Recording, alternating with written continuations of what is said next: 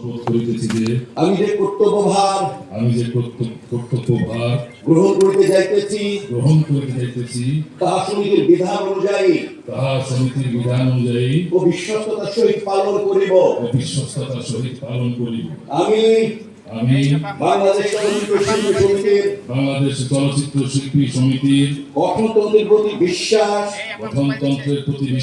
ও আনুগত্য পোষণ করিব এবং চলচ্চিত্র শিল্পী ও চলচ্চিত্র শিল্পের স্বার্থ রক্ষায়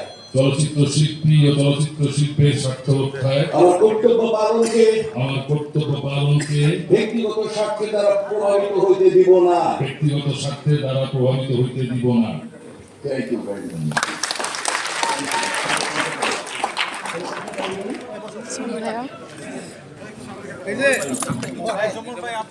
আমি কয়েকবার বলতেছি ভিডিও করতেছেন, ছবি তুলতেছেন। বলছি ভাই